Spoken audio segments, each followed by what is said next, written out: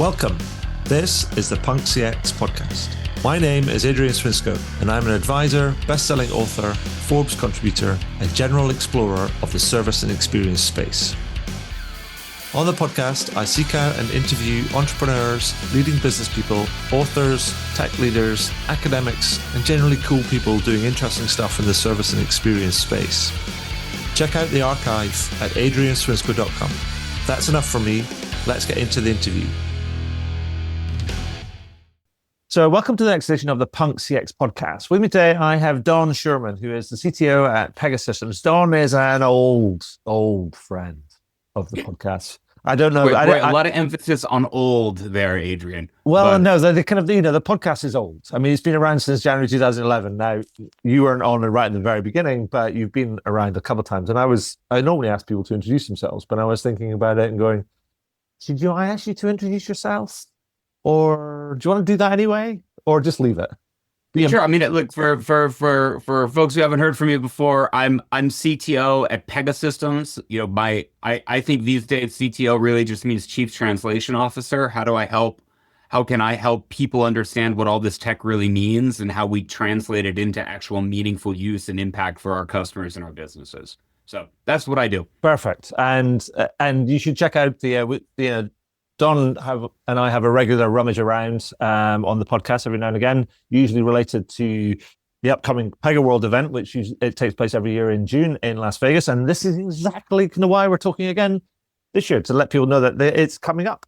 It is indeed. And I wanted to ask you, because here's the thing, I wanted to frame this, is that I always think that Pega are always generally on the front foot when it comes to sort of technology and also sort of organizational change and responding to markets and all these different sort of things.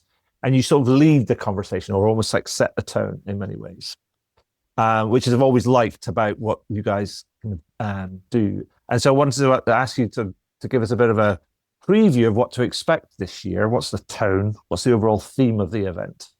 Yeah. Well, look, I think that the big things we're going to be talking about, obviously, you can't run a tech conference these days without talking a little bit about AI. Woohoo! Yeah, right. And without talking about AI, and especially in terms of agents, right? Mm-hmm. Because I think we are all being forced in one way or another to consider agents. No, our pun very much intended. Yeah. But I think what we're going to really focus on are what are the real steps an enterprise can take to get value from and deploy this technology at scale? Right. Right. So once you step past the hype, right, what do you really need to do? And there are two big themes that come out of that for us. First is, I think there's a bit of getting your house in order that needs to happen. Right. So one of the things that we hear a lot from our clients is the accelerating need for legacy transformation. That if we want to use all this cool AI and agent stuff, it's not going to work if we're still got our data trapped in a bunch of old systems running on Lotus Notes and mainframes and those kinds of places. Mm-hmm. So how do we help accelerate that? And we've been having a lot of success with clients using a tool we have called Pega Blueprint that actually can generate and design workflows for you on the fly. It uses AI and a library of best practices to design workflows. Mm-hmm. It's also really good at taking the documents and screenshots and code snippets from your existing legacy apps and using that to construct what a modern version of that app would look like in a couple of minutes. Right. And so we're seeing a real acceleration of clients using Blueprint to drive that kind of legacy transformation. So we're going to be leaning into how you do that, what new capabilities we're adding into Blueprint and the overall architecture to support that. Okay. And then the other piece of the story is going to be how we believe enterprises can get real value in a safe way from AI agents. Mm-hmm. And I think there's an interesting sort of choice being offered by the market. And I think that enterprises need to be careful and make sure they pick the right path. So there is a lot of talk around agents where the primary configuration mode for an agent is prompting, right? So I write a prompt. Mm-hmm. which if I'm building a little agent for myself to help manage my tasks at home, right? Which I think probably many of us have used, downloaded some tools, done played with that, gone online and built that, works pretty well. Mm-hmm. The problem we know with prompts is one, it actually takes some fine tuning to get them right. Mm-hmm. And even if you get them right, they're not necessarily predictable. In other words, agents will sort of interpret them how they interpret them and maybe slightly different every time. And the same prompt plugged in, say 12 noon and then revisited at 12:30 may produce slightly different responses. Might produce slightly different results. Now, how do you test that prompt when OpenAI is releasing a new version of its model every couple of weeks? Right. Or Anthropic is driving out a new version of Claude next month. Mm-hmm. Now, how do you do that when you don't have just one or two of these prompts, but you have thousands of them running around the enterprise? I think that becomes a pretty unscalable approach and introduce a level of risk and non-determinism that most enterprises, for a lot of their core business processes, aren't going to accept. Mm-hmm. We actually think there's a better way to do that, which is instead of trying to run your agents off prompts, run them off workflows. Okay. Run them off. Give agents very clear steps of this is what needs to be followed. Mm-hmm. You actually have to follow this path, which, by the way, is the exact same thing you would do if you were hiring a really skilled employee. You wouldn't say, go figure it out for yourself. You would say, this is our process, please follow it. Mm-hmm. Bring your intelligence, but follow this process. And the great thing is, with Blueprint, I can design a workflow faster than anybody can design a good prompt. Mm-hmm.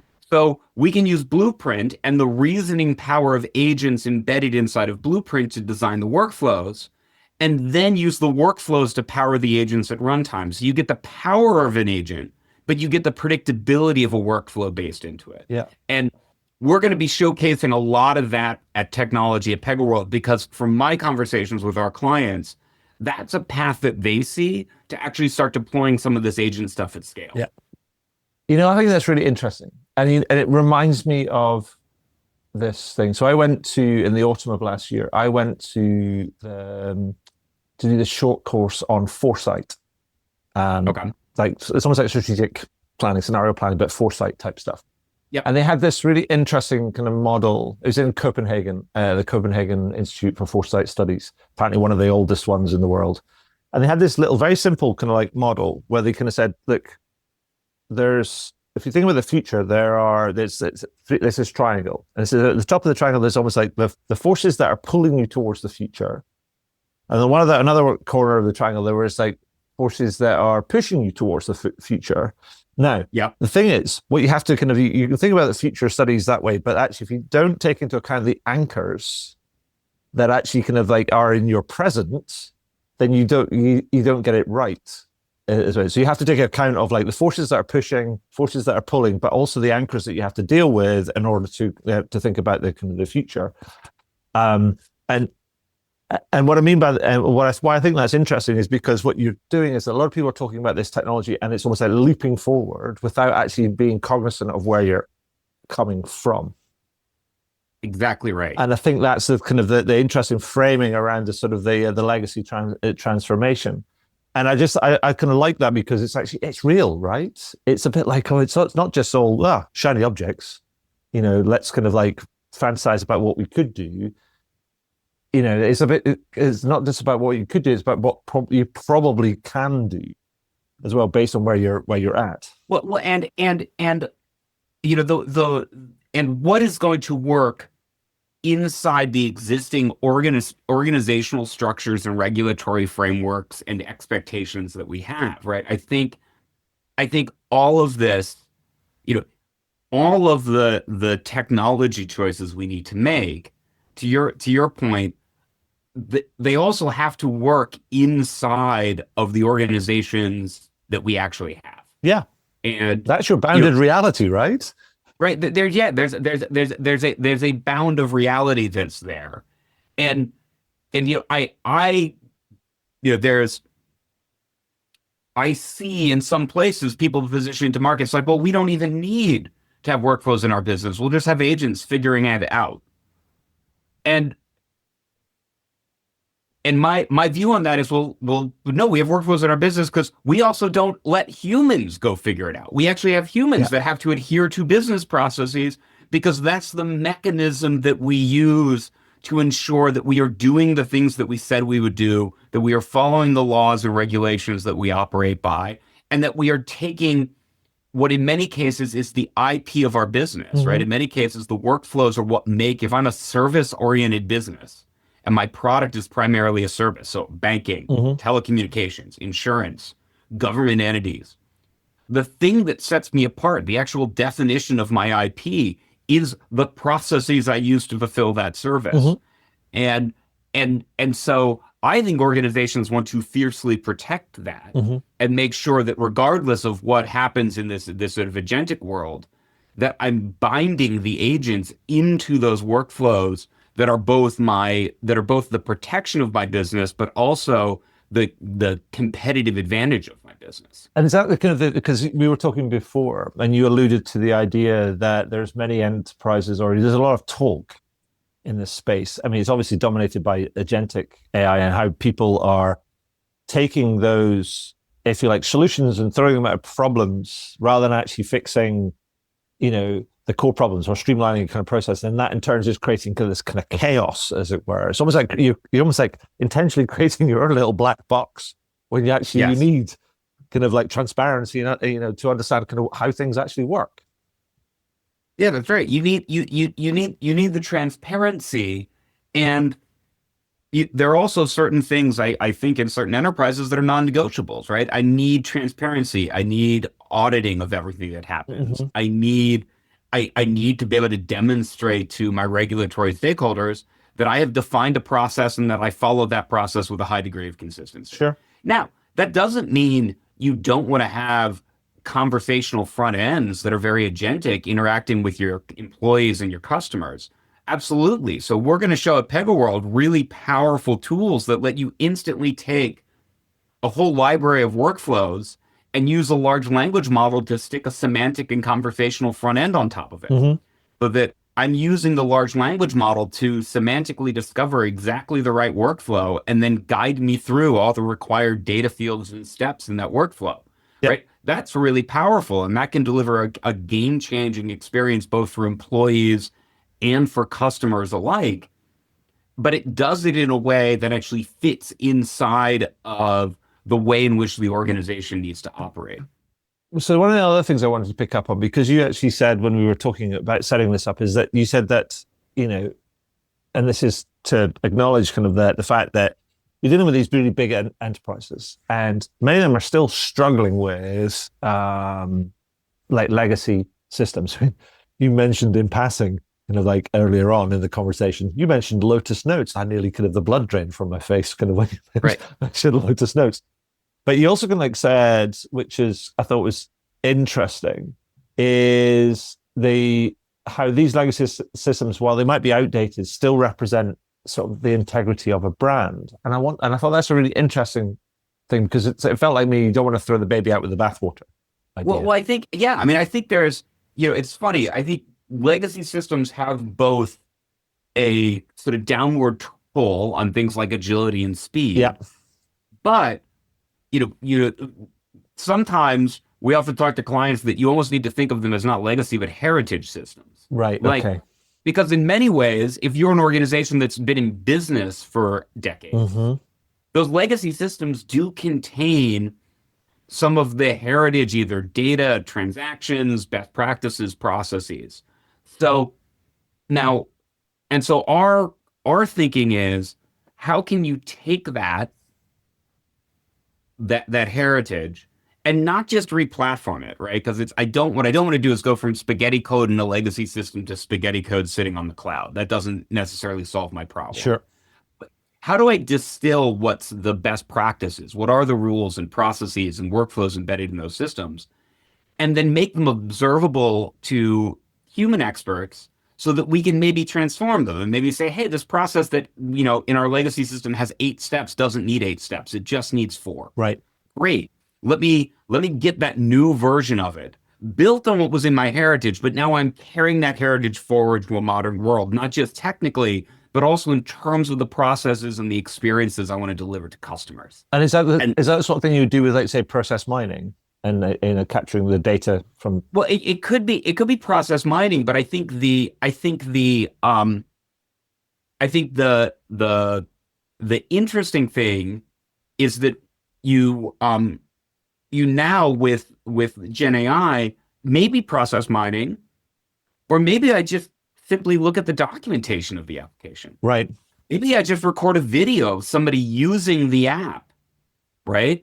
Where I can actually then see, here are all the fields that they're entering, here are the steps that they're going through. That might be enough to actually get me started on moving this forward. So I think the power of Gen AI combined with what we've now done in Blueprint to use it opens up. Yes, process mining is one input, but I think there are a whole bunch of other inputs that we could pull into this. Mm-hmm. And that's some of the stuff that we're going to be showing to clients at Pega World. We're already kind of showing to clients to get them thinking about how they might approach some of this. And so I think that, so that reminds me of something, is like, the idea of like recording somebody just almost doing something on an older system. And it reminds me of this idea, like, if you think about field service engineers, people that are going out and fixing sort of things, and you think about much of the equipment or the infrastructure that exists in like, say, healthcare or, electrical transmission or whatever it might be, some of this, the embedded equipment is more than 25, 30 years old. Like, it's like an X-ray machine or MRI can be 25 years kind of plus, because it's quite a straightforward kind of machine.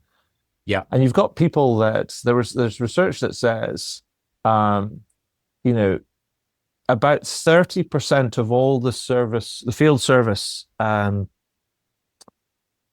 requests, as it were, cannot be solved by what exists in existing documentation. Right. It all exists in somebody's kind of head, and the experience of a senior engineer that's out in the field now. And there's moves afoot trying to capture some of that. So what you're saying is almost, if you record somebody maybe who's like an engineer or an IT kind of professional, technology professional in an enterprise who understands these old systems, then there will be workarounds. You go to any kind of contact center, speak to the most experienced agents, and they've got 15 different applications up, and then they go like, how do you manage all this? It's like, oh, they've got all these workarounds. Well, it's funny, right? We're not, I don't think we're quite at this point yet, but like, one of the things I think gets me thinking, would make a really interesting experience, right? Like, one of the reasons you tend to know when you walk into a contact center that there is opportunity for system improvement is you see a bunch of Post-it notes sitting on people's, like, around their screen. Their screens are like framed in Post-it notes of, here's the code to do this, and here's the thing. Like, there's almost a point at which could you take a photo of all those Post-it notes and begin to distill down what's inside of that, so that I could then pull that into a more modern system that maybe encompasses all of that, sort of learned IP that's embedded in the enterprise but hasn't made it into my system yet. That's a really, really interesting way of sort of how we might begin to approach some of this and accelerate. Yeah. Again, a lot of this is about accelerating a transformation path that organizations have been on for a long time. But I think we have an opportunity now to do that at a pace that wasn't possible before. Yeah. And I think it was really important in that is that that you have to acknowledge that there is embedded expertise and IP in the human supercomputers that exist in your organization that have managed these kind of like systems for the longest kind of time. And actually, any transformation has to be, like we all know, it's a combination of its people and process and technology all together. Yes. And that's the most important thing. And people often forget that as a key point, and people get left behind. But it feels like also that we have this kind of problem with, it's a bit like shiny object problem right now. Everybody's talking about this, that, and then the other, and it's like, oh, we're all like dogs out of the that film, animated film Up. Squirrel, right? And so, how do we wean ourselves off that? What it's the shiny object problem, and it's the it's the big hammer problem, right? It's the we get a new tool in our toolbox, and now we want to use that tool to go solve every possible problem we have, right? Um, Instead of realizing that it's great, new tools are great, and they're very, very valuable, and they allow us to greatly expand the set of what we can do and the speed at which we can work. But quite often, the old tools still, or the tools we have are also still really useful. I think the same thing happens when Gen AI first popped out, right? Everybody was running around we're all excited. Generative AI, it's amazing. Large language models are powerful. Yep. I still think a lot of the AI that actually gets deployed at the enterprise is statistical AI based on machine learning algorithms that have been around for decades. And that stuff still generates billions of dollars in increased revenue and value and efficacy. And so the power is not, in my mind, that Gen AI eats everything and everything just becomes an agent running a large language model. I think it's how does the large language model that enhance and make better the statistical AI models? How does the large language model enhance and make better the workflows that we're orchestrating? Yeah. The same thing is, now with conversational interfaces, everybody's like, well, so everything's going to be chat. We're going to chat with everything. Maybe. But when I want to see my bank account balance, I don't want to chat. I just want a screen that lists my recent banking transactions in a clear, easy to read way. So right. You've just kind of touched on a bit of a a bit of a raw nerve for me, because I think there is that sort of thing around. Why are we throwing the baby out with the bathwater? It's the second time I've used that. So there's a bit like, if you open up a chat interface, why wouldn't I use my statistical inference or analysis to understand the major intents that people kind of that when they arrive at a chat interface for a particular enterprise, a particular brand, they're coming to do something that's either here's your top 3 or 4 things they want to do, because they understand that actually it's quicker to read and then click than it is to type. Right. I'm kind of like when everything doesn't need to be a chat. You're like, well, what do I want to say? And I mean, I remember this, and understanding the intent. Well, if you give yourselves a chance to better narrow, to more accurately understand the intent by applying some, statistics or probabilities to most of our customers ask X, Y, Z, 1, 2, 3 kind of like things when they come here, then that's kind of fine. If you throw that out, it just feels like you're putting variety into the system. Yeah, which is variety then would then follow. What follows from variety, if you don't nail down the intent, is you get inaccuracy in the end. You get error rates. Error rates go up, and so I find that fascinating. While people would eliminate that, so there's the best of both worlds, that you can fit things together. Yes, but that doesn't necessarily feel that it fits the narrative of many vendors. Well, and I think that's what I mean. I feel like we operate in this mode where when something new shows up, the instant thing is, well, everything's going to move to that, right? Everything we've learned, everything we knew prior is gone, and we're going to move to this new thing. As opposed to, I think, which is a much more rational discussion, which is, how does this new thing enhance and work with the stuff that we have? One of the things that I'm going to probably talk about at Pega World is, why don't we have flying cars? Right. And the reason I think we don't have flying cars is that in many ways, for a lot of what we do, a flying car is not a better transportation mechanism. Flying cars would not be a better way for me to get my kids 1.5 miles down the road to school. Okay. Right? Not better. So, does flight work really well when you need to travel long distances?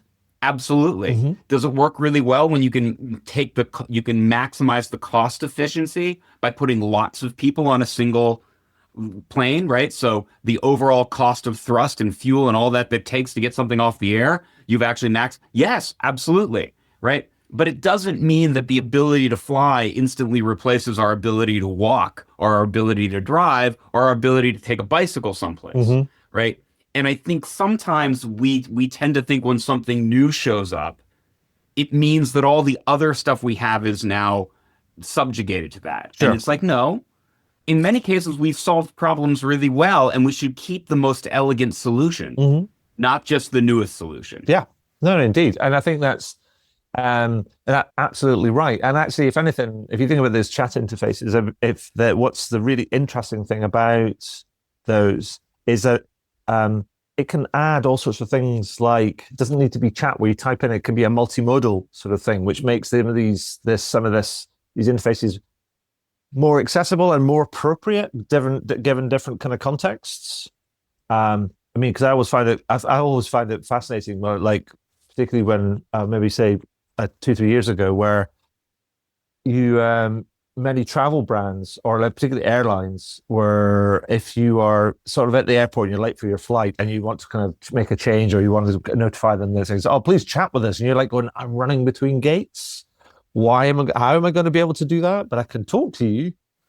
That makes more sense. It's almost like picking the right sort of medium to the right sort of context and being able to flex between the two. And I think it just needs a bit more intelligence, pardon the pun, in the design of it all. Yeah. So I think that all sounds kind of great, Don. And I think it also feels like you're going to try and bring the conversation back down to earth in many ways. I think you have to, right, in today's world, you have to simultaneously lean into the hype, right? Because like otherwise you'll get ignored, Mm-hmm. right? Because the hype machine is, you know, massive, Yeah. right? And Pega as a company, you know, we don't hire actors to show up in advertisements. We prefer to hire engineers. Like that's just where we prefer to spend our money. Okay. So you're not going to see a lot of Pega ads with actors explaining to people what agents are and why they need an agent to somehow not eat in the rain. I don't understand that one. I never will. Um, but you also then need to take and say, okay, how do we take this technology that admittedly is really cool Mm-hmm. and very disruptive and very exciting, but how do I pragmatically make it work? Mm-hmm. And how do I go from either science fiction or science experiment to actually something that I can use in my business? Sure. And I think that's the conversation we want to have because that's the value moment. Mm-hmm. Like that's the moment where our clients and our clients' customers start seeing value from this stuff, as opposed to just kind of excitement and hype in the tech marketplace. Yeah. I mean, and it all comes back down to like when you start seeing value, then you start delivering on better business, better customer, better employee outcomes, and then you can start delivering kind of ROI, and that's the key goal in all of this is how do you Yes. deliver kind of like proper outcomes, improved outcomes, but also kind of a ROI because then that makes it it's a sustainable investment, Yes. and that's the game. Yes. So, anything else you'd like to add or highlight? Things that you're looking forward to? Any kind of like sneak previews of what to kind of expect? That's surprises coming up, or do we all have to keep very quiet about anything? No, I mean the stuff I mentioned. We're going to talk about legacy transformation. We're going to talk about agents, and we're going to talk about practical and pragmatic ways to doing it. Mm-hmm. You know, we've got some exciting stuff related to that's coming. Mm-hmm. But I think that's the really exciting story for everyone. Yeah. I also kind of know that Dr. Rob Walker is going to be back on the stage. He's your Yes. kind of like and Rob always provides a great mix of what's possible with AI. Mhm. I remember Rob talking in 2018 about Gen AI, Mhm. you know, and about what it could do. Yeah. So Rob's always going to talk about what's possible with AI, but he also again comes back to and here's how you can use it Yeah. now, Yeah. today to drive value. And I think that mix of the visionary and the pragmatic is hopefully what we continue to drive. Yeah, I always think that he does that really kind of like well, but he also does it in a well which is a bit like he's almost a bit like a Dutch James Bond or something, you know. Yeah. He's got this kind of rock star aura about Oh yeah. Rob is you know, undoubtedly very cool in everything that he does. So a few final quick fire questions before we can wrap up. We should tell people that I'll put a link in the show notes about PegaWorld where you can find out more and register and so on and so forth. And we'll also let's make sure we throw a link into Blueprint, because anybody can go to pega.com and try Blueprint out. And I think it's a great way to really experience what's possible here. Perfect. We'll do that. So couple of quick fire questions. Boiling everything down. Don, I always ask this, and I think I probably asked this when I spoke to you last year. Best advice right now. What should people be doing if they want to improve their customer and employee experience? I really be thinking about how are you using AI to rethink some of the core workflows? Because at the end of the day, the things that deliver on your employee experience, the things that deliver and get work done for your customers are the workflows, the processes in your business. Mm-hmm. And I think we have an opportunity to very rapidly rethink some of those processes and make them much more customer centric, much more outcome oriented. Yeah. And doing that sets you up to then be able to plug in agents and take full advantage of some of the optimizations we're going to get with AI. Perfect. Second question. What brand is standing out for you right now who you think they're doing a great job? They're properly punk when it comes to experience or service. So you know what? This is a new one. I've recently. This is a small brand, but I decided a couple months ago I was gonna recommit myself to getting better at guitar, the instrument hanging behind me. And so I started. I found this online lesson, a little company called Pick Up Music. And they do like online guitar lessons. Mm-hmm. But it's a really great combination of online tooling, human instructor videos, but also like lots of great exercises and play along and great mix of like being able to show you the notes you're playing, but also doing little things like letting you record your own performances and then send them back and having the instructors give you real-time feedback. So it's just a really neat mix of a digital and a personalized experience. Okay. That I think is really, really cool and does a really nice job of creating like a really great community around learning, right? You know, so I've been really impressed with how they are using digital to create still a very personalized experience. Awesome. What was the name of the brand again? Pick Up Music. Pick Up Music. Fine. We'll find those and kind of give them a big shout. Final thing. Don, tell me a good news story. Because it's doom scrolling right now it seems to be du jour. A good news story. Well, like this is just very personal to me. Yeah. So like we had over the weekend, we had about 40 people in our house. We hosted a baby shower for some friends of ours. Hey. And there is always something life affirming about getting a group of people together to celebrate essentially the welcoming of a new person into the world. And it was great. You know, it's always great to have people in your house. It was also neat because this couple, you know, they're one of those couples that have friends and all, they're sort of like the center point of a whole bunch of different friend groups. Right. So it was all these groups of people coming together who didn't, like a lot of people didn't know each other, but instantly found, you know, common areas of interest. And like, it was just a really great, fun social environment and also just a really affirming way. Right. So, you know, I think those little things that happen around us on a day-to-day basis, you've got to grab onto them and really take the joy in them. I think that's absolutely right, 100%. And congratulations to the new parents for the new edition, and wish them all well. But Don, thank you for sharing your time and your experiences with me today. Tell me a little bit about what's coming up at PegaWorld. I'm really looking forward to it. I think it's outside of all the hype, this is the work, right? Yep. That needs to get done. Yep, we're looking forward to it too. We're really excited about this year. So so I'll look forward to catching up with you there. And thank you once again for your time. That's been great. All right, we'll talk to you soon, Adrian. Wow, what a great interview. I hope you enjoyed it. I know I did. Find out more about me and the work that I do at adrianswinsco.com. Do leave a review on your favorite podcast platform. And if you have any comments, feedback, or questions about the podcast, then feel free to send me a message to podcast@adrianswinscoe.com. And do tune in again. Thanks very much.